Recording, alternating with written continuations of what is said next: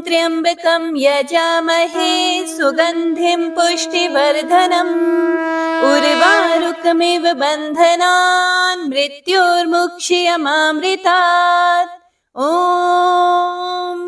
ओम नमः शिवाय। हरे कृष्णा। संगीता धर्मसागर चैनल परिवार में आप सभी भक्तों का दिल से स्वागत है। आइए सुनते हैं आज की महत्वमय कथा। सबसे पहले सुनते हैं भोलेनाथ और उनके एक सच्चे भक्त की कहानी, जिसके पास भोलेनाथ को अर्पित करने के लिए कुछ भी नहीं था। बाकी लोग तो मंदिर में आया करते, भगवान को बहुत महंगा महंगा चढ़ावा भी अर्पित करते, लेकिन वो भक्त एकदम निर्धन था। खाली हाथ आता और भगवान के मंदिर में कुछ देर बिताकर सच्चे मन से भगवान का ध्यान करता, दीप जलाता और वापस अपने घर को लौट जाता।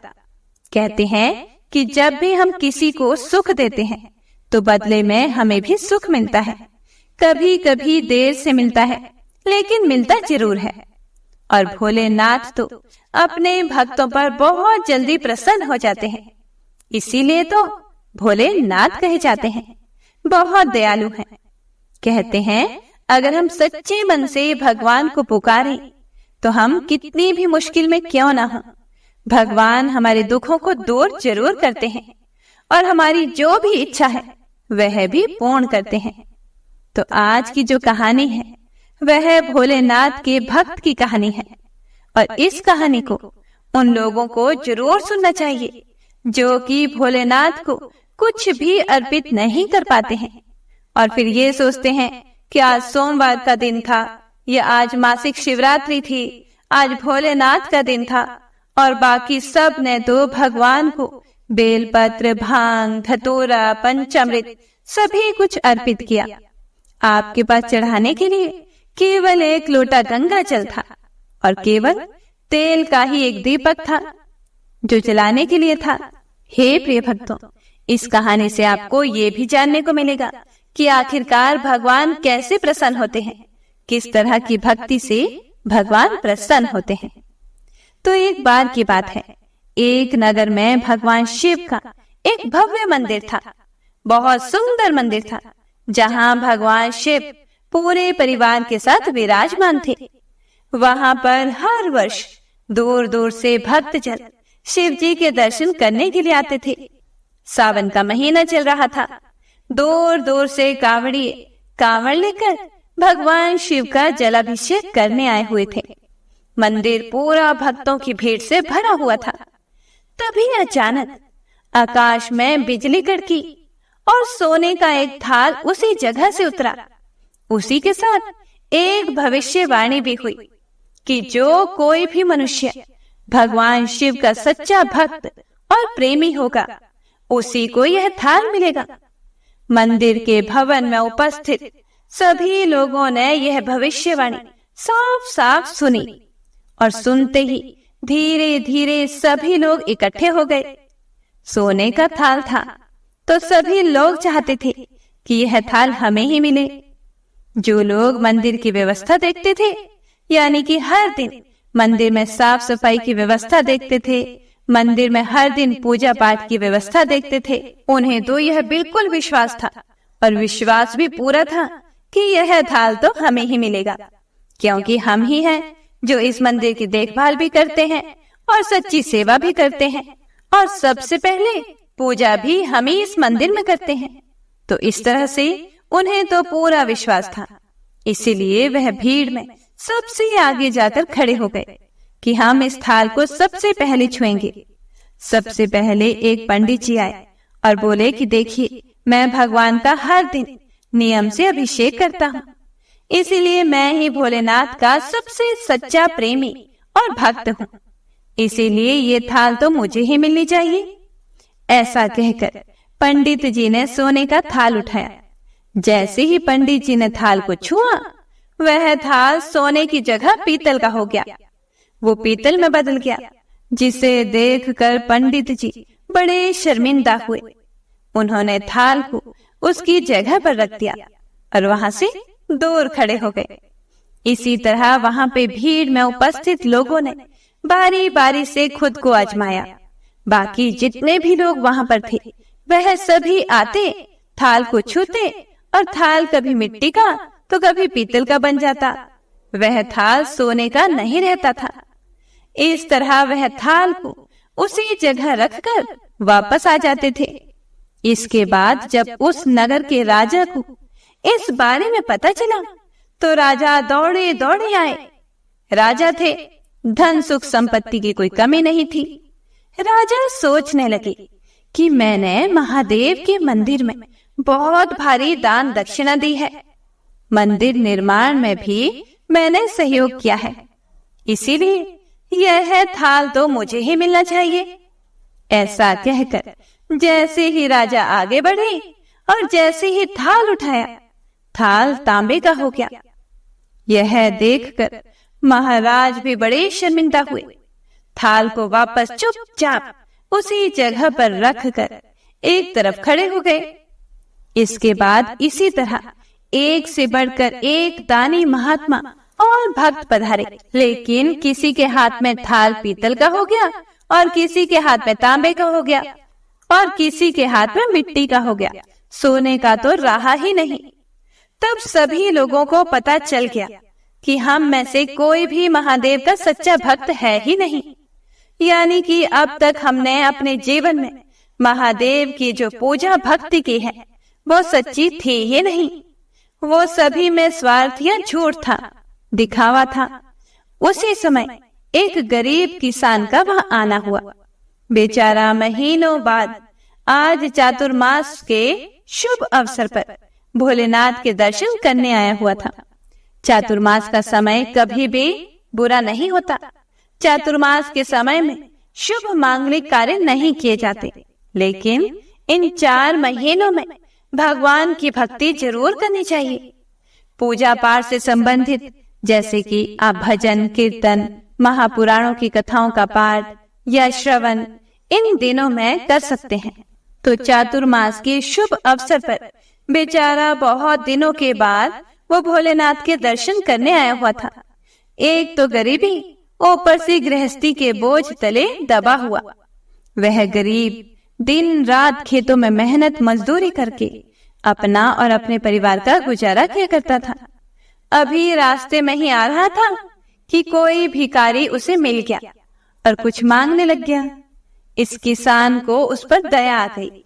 अपने खाने के लिए जो वह खाना लाया था, जो कि वह काम करने के दौरान अक्सर बीच बीच में खा लिया करता था, उसने वही खाना भिखारी को दे दिया, यह सोचकर कि शायद इस खाने की जरूरत मुझसे ज्यादा भिखारी को है। थाल के बारे में उस गरीब किसान ने भी सुना हुआ था, लेकिन उसने इस ओर ध्यान बिल्कुल भी नहीं दिया। यह सोचकर कि मैंने तो ना कभी भगवान को चढ़ावा चढ़ाया, ना कभी मैं नियम पूर्वक मंदिर में गया और ना ही कभी मैंने ब्राह्मण को भोजन कराया, ना कोई दान दक्षिणा ही दी। हे प्रिय भक्तों, दान दक्षिणा कैसे देता बेचारा? बड़ी मुश्किल से तो अपने परिवार का पेट पाला करता था। तो वह व्यक्ति सीधा मंदिर में गया और महादेव का पूजन करके बाहर आ गया। परिक्रमा करके जब वो जाने को तैयार हुआ था, तभी पीछे से एक व्यक्ति बोला, जो भीड़ में ही था। उसने कहा कि भाई, जरा तुम भी इस थाल को उठाकर देख तो लो, हो सकता है कि तुम ही वह सच्चे भक्त हो जिसके लिए यह थाल आसमान से उतर के आया है। किसान को लगा कि वह व्यक्ति उसका मजाक बना रहा है। किसान ने हंसते हुए अपना दुख छुपाते हुए कहा कि हे भाई, मैं तो कभी कोई पूजा पाठ भी नहीं करता और महीनों में एक आधी बार ही मंदिर आ पाता हूँ। मैं कहाँ का सच्चा भक्त? तब अजनबी व्यक्ति कहने लगा कि भाई, हम सभी तो देख चुके हैं, हमारी भक्ति तो बिल्कुल भी सच्ची नहीं है। अब तुम भी अपना हाथ लगाकर आजमा कर देख लो। सोने का थाल मिले या ना मिले, किंतु यह तो पता चल जाएगा कि तुम्हारी भक्ति में कितनी सच्चाई है। वहां पर उपस्थित लोगों के बहुत आग्रह करने पर आखिरकार उस भोले भाले किसान ने जाकर वो थाल उठा लिया और जैसे ही उसने थाल उठाया, लोगों के आश्चर्य का ठिकाना नहीं रहा। सोने का थाल रोशनी से जगमग करने लगा, चमचमाने लगा, जिसे देखकर मंदिर में उपस्थित सभी लोगों के बीच में खुशियों की लहर दौड़ गई। सभी लोग देखते ही देखते उस गरीब किसान के और महादेव के जयकारे लगाने लगे और पूछने लगे कि भाई, तुम ही तो वो सच्चे भक्त हो, अब हमें ये भी बता दो कि आखिरकार महादेव की भक्ति कैसे करते हो, कौन सा उपाय करते हो जिसे महादेव तुमसे इतने प्रसन्न है। तब वह किसान कहने लगा कि भाई, मैं कोई भक्ति नहीं करता। हाथ जोड़कर कहने लगा कि मैं तो केवल दिन रात खेतों में काम करता हूँ और थोड़ा समय निकालकर अपनी सामर्थ्य के अनुसार जरूरतमंद लोगों की मदद कर दिया करता हूँ। इसके अलावा मैं कोई भी विशेष कार्य नहीं करता। फिर लोग पूछने लगे, तो फिर बताओ, तुम लोगों की मदद क्यों करते हो? किसान ने मुस्कुराते हुए कहा, दूसरों की मदद करके जब उनके चेहरे की मुस्कान देखता हूँ तो मुझे उसमें परम आनंद की प्राप्ति होती है, बहुत खुशी होती है और इतनी खुशी मिलती है कि मैं शब्दों में उसे बयान भी नहीं कर सकता। शायद यही कारण होगा कि महादेव मुझसे इतने प्रसन्न हैं। तो वहां पर उपस्थित लोगों की आंखें खुल गई कि किस प्रकार की भक्ति सच्ची होती है। हे प्रिय भक्तों, हमेशा ध्यान रखें, अगर आप खासकर मंदिर में जा रहे हो, किसी भी शुभ कार्य के लिए जा रहे हो, रास्ते में कोई भी जरूरतमंद व्यक्ति दिखाई दे तो उसे कभी भी अनदेखा करके आगे ना बढ़े।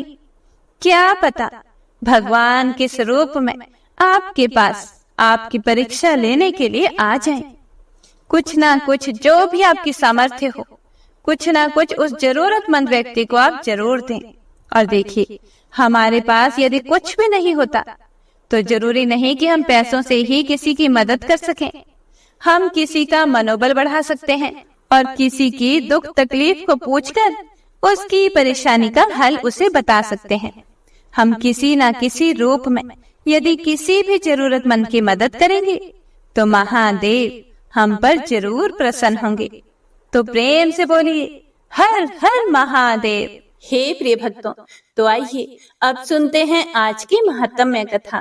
पिछले अध्याय में हमने भोलेनाथ और सनत कुमार संवाद में श्रावण मास महात्म्य और श्रावण मास में विहित कार्य का वर्णन सुना था। तो आइए आज हम श्रावण मास में की जाने वाली भगवान शिव की लक्ष्य पूजा का वर्णन सुनेंगे। सनत कुमार बोले, हे भगवान, आपने श्रावण मासों का संक्षिप्त वर्णन किया है।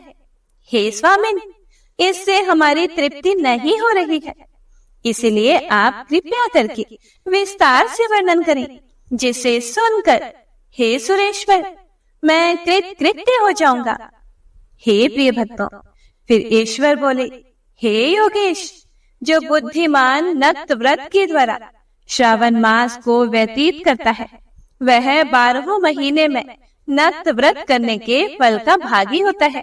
नक्त व्रत में दिन की समाप्ति से पहले सन्यासियों के लिए और रात्रि में गृहस्थों के लिए भोजन का विधान है। उसमें सूर्यास्त के बाद की 3 घड़ियों को छोड़कर नक्त भोजन का समय होता है।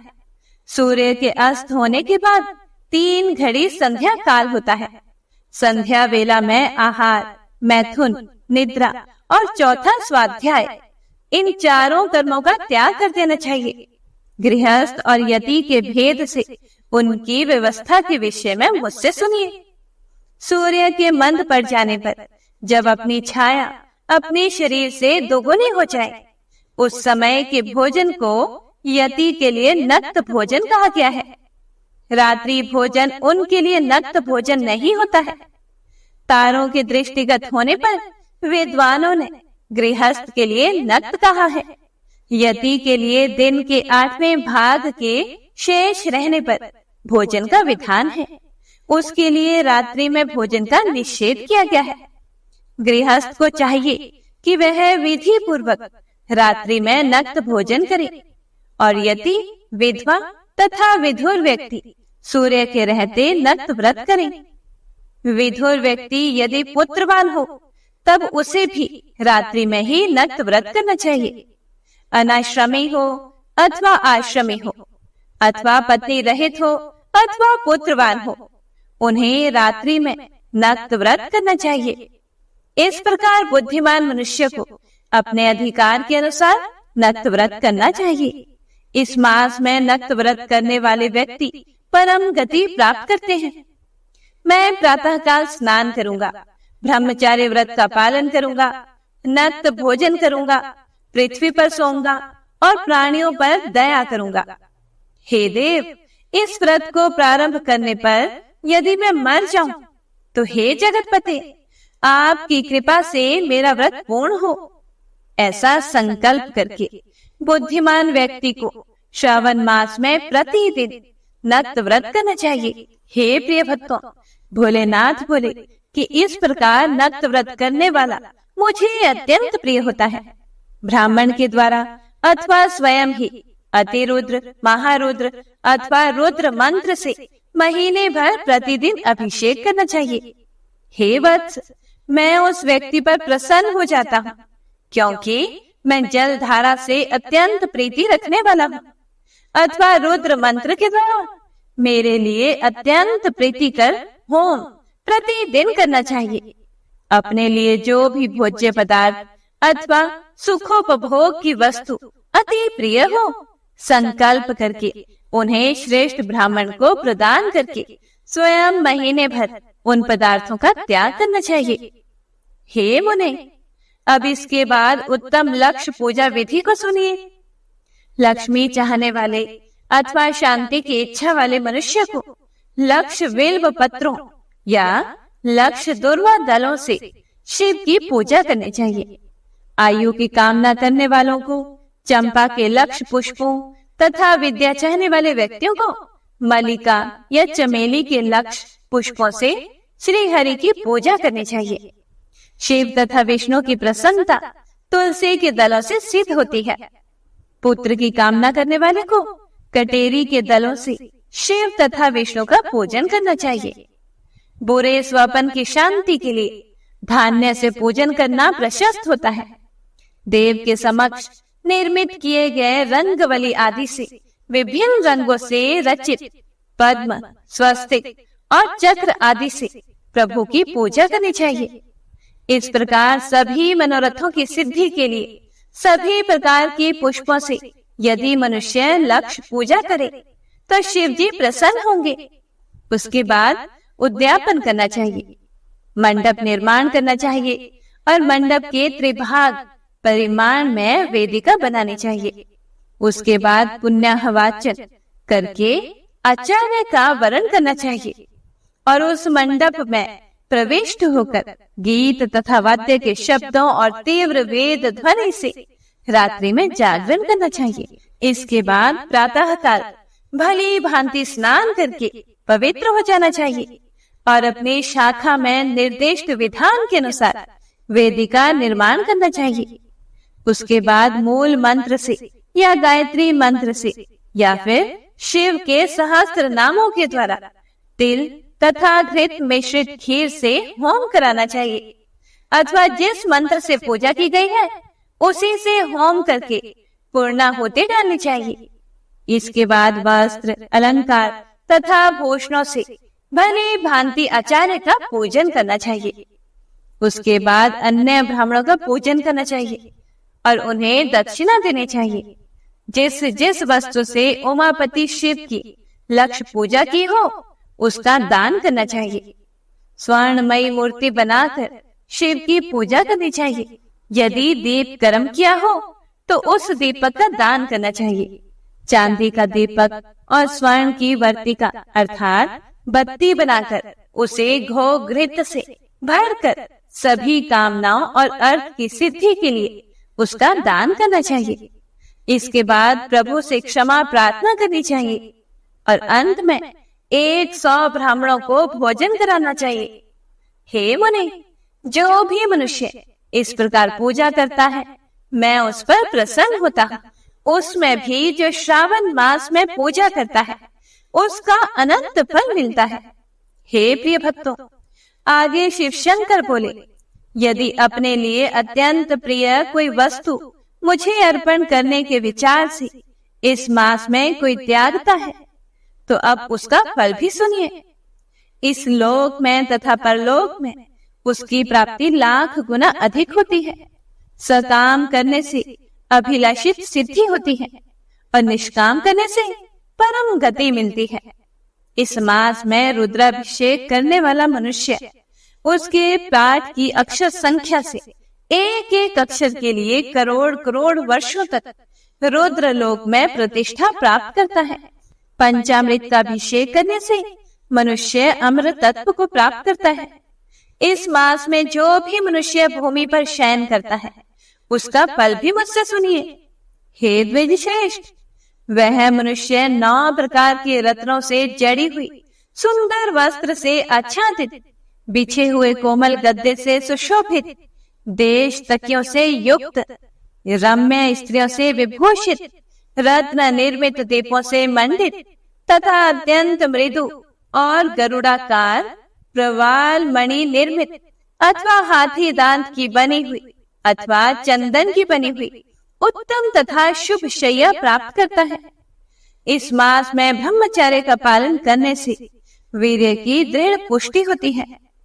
ओज, बल, शरीर की दृढ़ता और जो भी धर्म के विषय में उपकारक होते हैं वह सब उसे प्राप्त हो जाता है। निष्काम ब्रह्मचर्य व्रती को साक्षात ब्रह्म प्राप्ति होती है और सकाम को स्वर्ग तथा सुंदर देवांगनाओं की प्राप्ति होती है।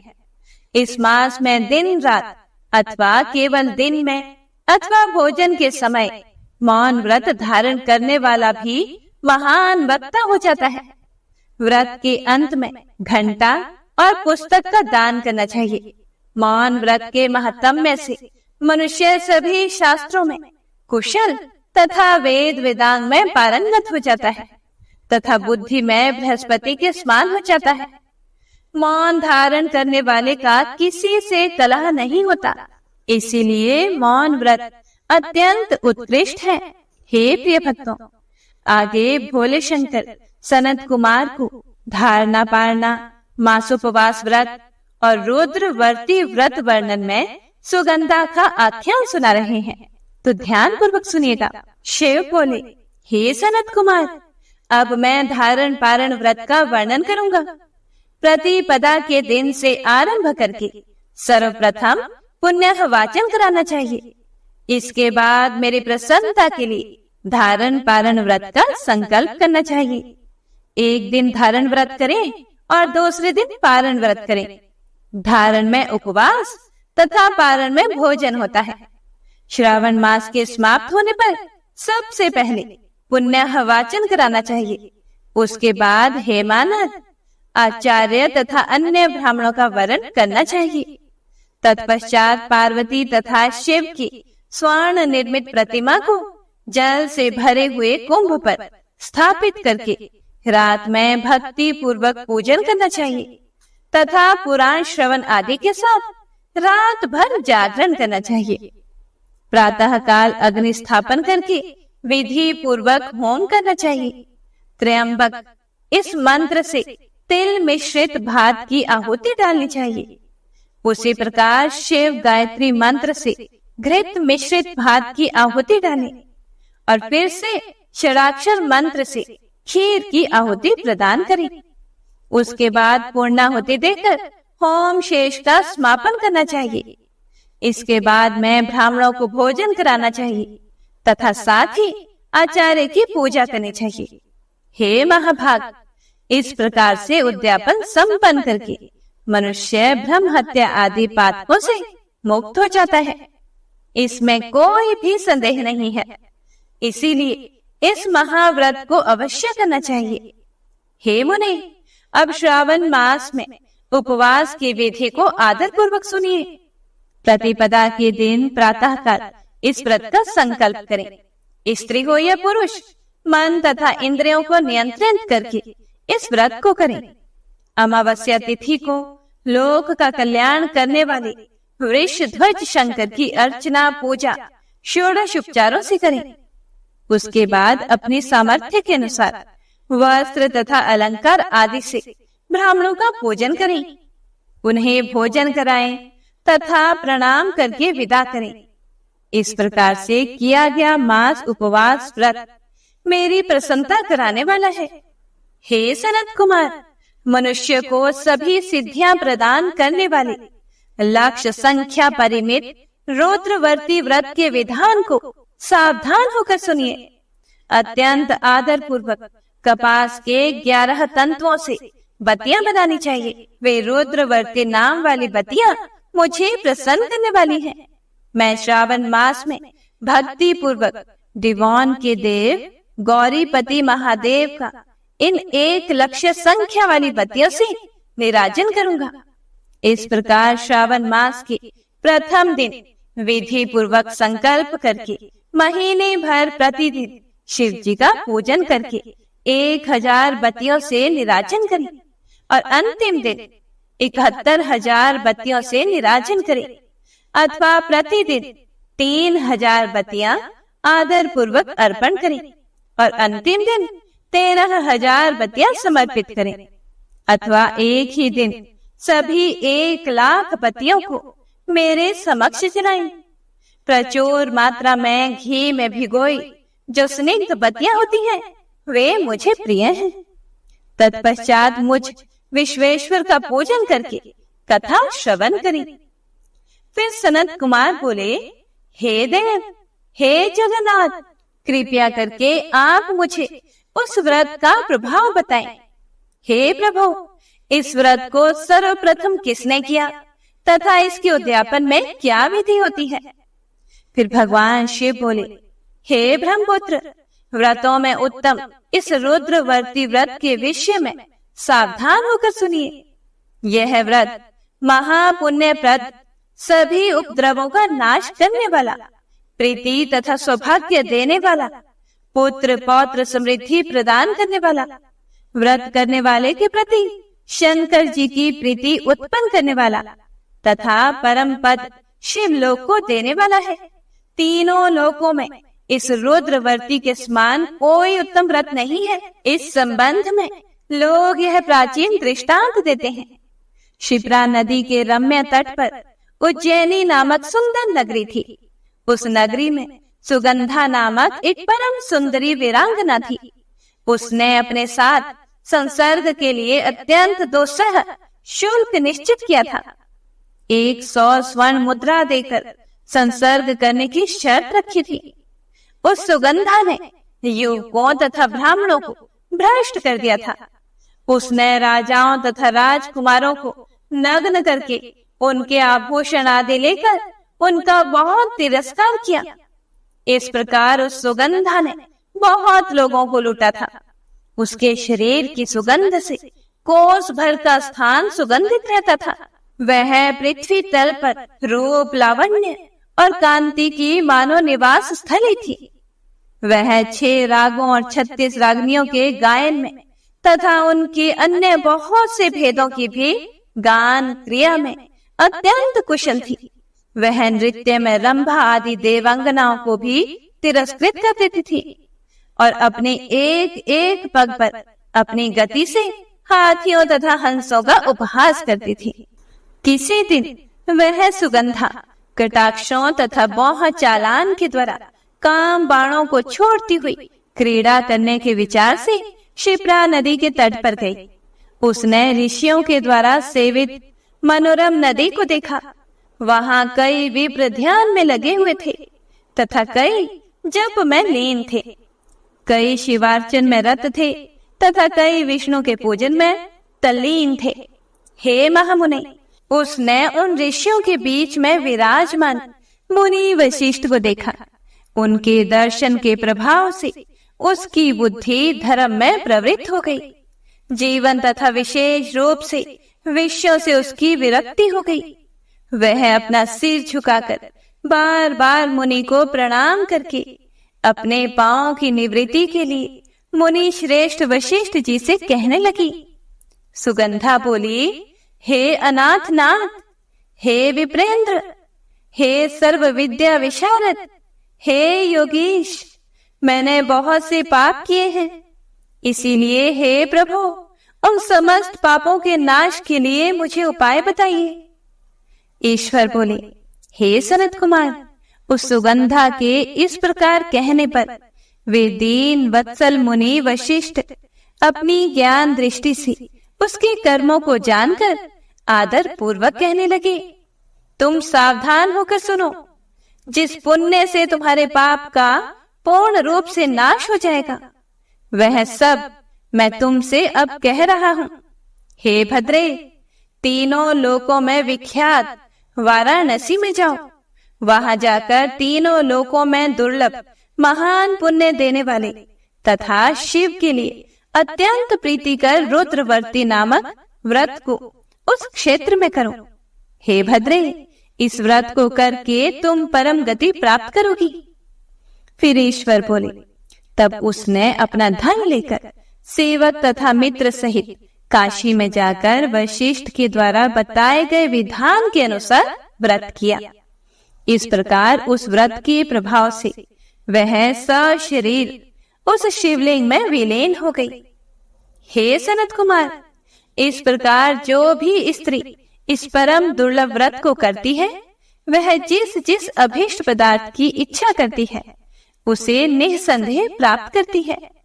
हे सुव्रत, अब आप माणिक्य वर्तियों का महत्तम में सुनिए। हे विपेंद्र, उन माणिक्य वर्तियों के व्रत से स्त्री मेरे अर्ध आसन की अधिकारिणी हो जाती है और महाप्रलय पर्यंत वह मेरे लिए प्रिय रहती है। अब मैं इस व्रत की संपूर्णता के लिए उद्यापन का विधान बताऊंगा। चांदी की बनी हुई नंदेश्वर की मूर्ति पर आसीन स्वर्णमय भगवान शिव के पार्वती सहित प्रतिमा को कलश पर स्थापित करना चाहिए और विधि के साथ पूजन करके रात्रि में जागरण करना चाहिए।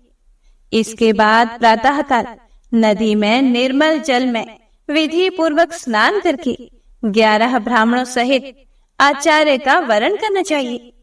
उसके बाद रुद्र सूक्त से अथवा गायत्री से अथवा मूल मंत्र से घृत, खीर तथा बेल्व पत्रों का होम करना चाहिए। इसके बाद पूर्णाहुति होम करके आचार्य आदि की विधिवत पूजा करनी चाहिए तथा सपत्नीक 11 उत्तम विप्रों को भोजन कराना चाहिए। हे सनत कुमार, जो भी स्त्री इस प्रकार से व्रत करती है वह समस्त पापों से मुक्त हो जाती है। तत्पश्चात विधान पूर्वक कथा सुनकर स्थापित की गई समस्त सामग्री ब्राह्मण को दे देनी चाहिए। इससे निश्चित रूप से 1000 अश्वमेध यज्ञों का फल प्राप्त होता है। ओम नमः शिवाय। हे प्रिय भक्तों, तो इसी के साथ ये अध्याय यहीं समाप्त होता है। इससे आगे का वर्णन आप अगले अध्याय में सुनेंगे। तो आइए अब सुनते हैं शिव चालीसा। जय गणेश गिरिजा सुवन, मंगल मूल सुजान, कहत अयोध्या दास तुम, देहु अभय वरदान। जय गिरिजापति दीन दयाला, सदा करत संतन प्रतिपाला। भाल चंद्रमा सोहत नीके, कानन कुंडल नागफनी के। अंग गौर शीर गंग बहाए, मुंड माल तन चार लगाए। वस्त्र खाल बागंबर सोहे, छवि को देखी नागमन मोहे। मैना मातु की हवे दुलारी, बाम अंग सोहत छवि न्यारी। कर त्रिशूल सोहत छवि भारी, करत सदा शत्रुन क्षयकारी। नंदी गणेश सोहे तह जैसे, सागर मध्य कमल है जैसे। कार्तिक श्याम और गणराव, या छवि को कही जात न काओ। देवन जब ही जाए पुकारा, तभी दुख प्रभु आप निवारा। किया उपद्रव तारक भारी, देवन सब मिली तुम ही जुहारी। तुरत छिड़ानन आप पठायो, लव निमेष महामारी गिरायो। आप जलंधर असुर सहारा, सुयश तुम्हार विदित संसारा। त्रिपुरासुर सन युद्ध मचाई, सबही कृपा कर लीन बचाई। किया तप ही भागीरथ भारी, पूरब प्रतिज्ञा तासु पुरारी। दानिन मह तुम सम कोई नाही, सेवक स्तुति करत सदाही। वेद नाम महिमा तब गाई, अकथ अनादि भेद नहीं पाई। प्रकटी उधती मंथन में ज्वाला, जरत सुरासुर भय विहाला। किन्हीं दया तह करी सहाई, नीलकंठ तब नाम कहाई। पूजन रामचंद्र जब किन्हा, जीत के लंका विभीषण दिन्हा। सहस कमल में हो रहे धारी, किन्ह परीक्षा तभी पुरारी। एक कमल प्रभु राखे जोई, कमल नयन पूजन जहाँ सोई। कठिन भक्ति देखी प्रभु शंकर, भय प्रसन्न दिए इच्छित वर। जय जय जय अनंत अविनाशी, करत कृपा सबके घटवासी। दुष्ट सकल नित मोहि सतावे, भ्रमत रहूं मोहि चैन न आवे। त्राहि त्राहि मैं नाथ पुकारो, यही अवसर मोहि आन उबारो। लई त्रिशूल शत्रुन को मारो, संकट से मोहि आन उबारो। मात पिता भ्राता सब होई, संकट में पूछत नहीं कोई। स्वामी एक है आस तुम्हारी, आए हरहु मम संकट भारी। धन निर्धन को देत सदाही, जो कोई जांचे सो फल पाही। स्तुति के ही विधि करें तुम्हारी, क्षमो नाथ अब चूक हमारी। शंकर हो संकट के नाशन, मंगल कारण विघ्न विनाशन। योगी यति मुनि ध्यान लगावे, शारद नारद शीश नवावे। नमो नमो जय नमः शिवाय, सूर ब्रह्मादिक पार न पाए। जो यह पाठ करे मन लाए, तापर होत है शंभु सहाय। ऋणिया जो कोई हो अधिकारी, पाठ करे सो पावन हारी। पुत्रहीन कर इच्छा जोई, निश्चय शिव प्रसाद ते ही होई। पंडित त्रयोदशी को लावे, ध्यान पूर्वक होम करावे। त्रयोदशी व्रत करे हमेशा, ताके तन नहीं रहे कलेशा। धूप दीप नैवेद्य चढ़ावे, शंकर सम्मुख पाठ सुनावे। जन्म जन्म के पाप नसावे, अंत धाम शिवपुर में पावे। कहे अयोध्या दास आस तुम्हारी, जानी सकल दुख हरहु हमारी। नित नेम कर प्रातः ही, पाठ करो चालीसा। तुम मेरी मनोकामना, पूर्ण करो जगदीश। मगसर छठी हेमंत ऋतु, संवत 64 जान। स्तुति चालीसा, शिव ही पूर्ण केल कल्याण। ओम नमः शिवाय।